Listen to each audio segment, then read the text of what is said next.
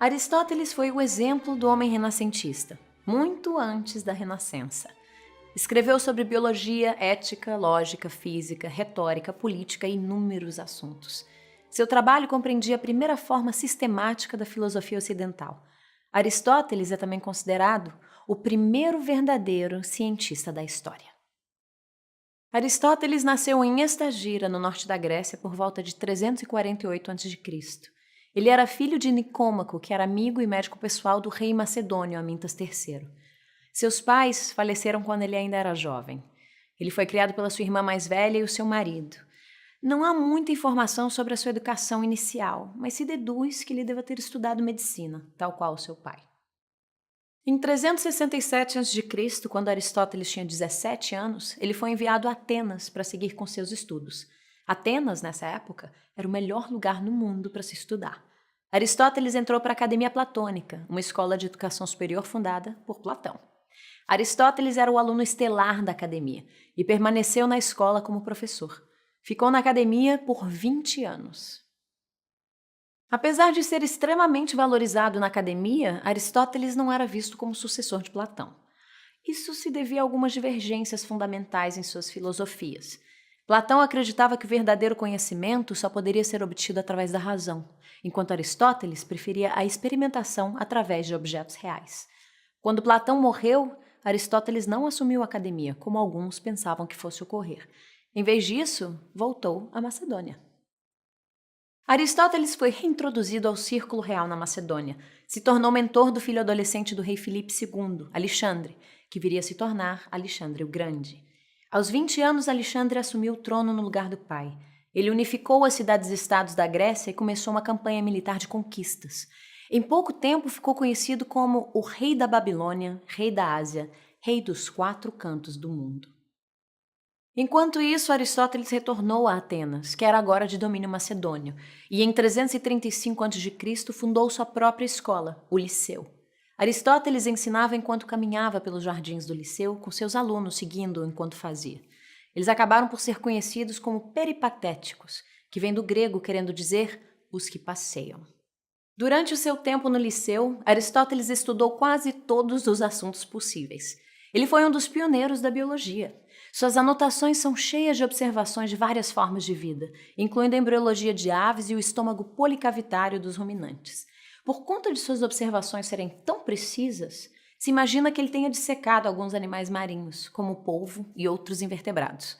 Ele buscou criar uma classificação dos animais baseando-se em suas características, incluindo onde viviam, no ar, na terra ou no mar, e se tinham sangue vermelho ou não, o que não é tão diferente da distinção que temos hoje entre vertebrados e invertebrados. O sistema de classificação aristotélico continuou a ser usado por mais de 1000 anos. Aristóteles era também muito interessado em geociências.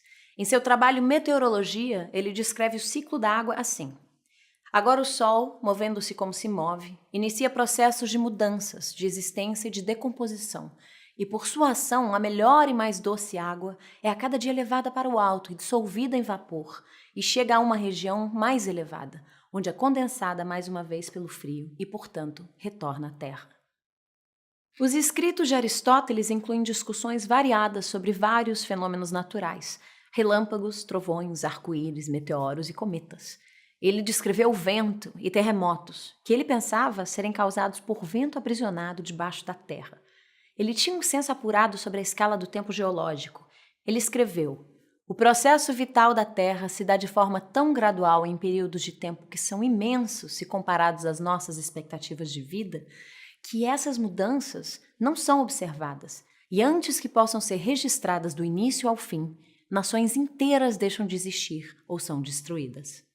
Apesar de ser claramente um cientista dedicado, Aristóteles é mais conhecido pelos seus tratados filosóficos. Estes incluíam discussões sobre retórica e a importância da lógica, metafísica, incluindo a distinção entre matéria e forma, e ética, incluindo um código de conduta para se viver bem.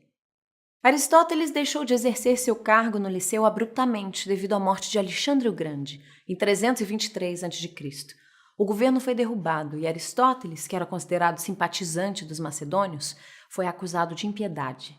Temendo o mesmo fim de Sócrates, que havia sido condenado à morte por acusações similares, Aristóteles fugiu para Calcis, na ilha de Eubéia, onde morreu pouco depois, em 332 a.C. Ele tinha 62 anos. Se acredita que ele tenha escrito mais de 200 documentos durante sua vida, mas hoje só existem 31. Estes escritos foram mantidos em segurança pelo seu aluno Teofrasto, que foi quem o sucedeu no Liceu. Apesar de várias de suas ideias serem consideradas controversas durante a sua vida, elas foram revisitadas e defendidas durante a Idade Média. Curiosamente, os devotos aristotélicos medievais ficaram tão tomados pela sua obra que ela virou a filosofia oficial da Igreja Católica Romana.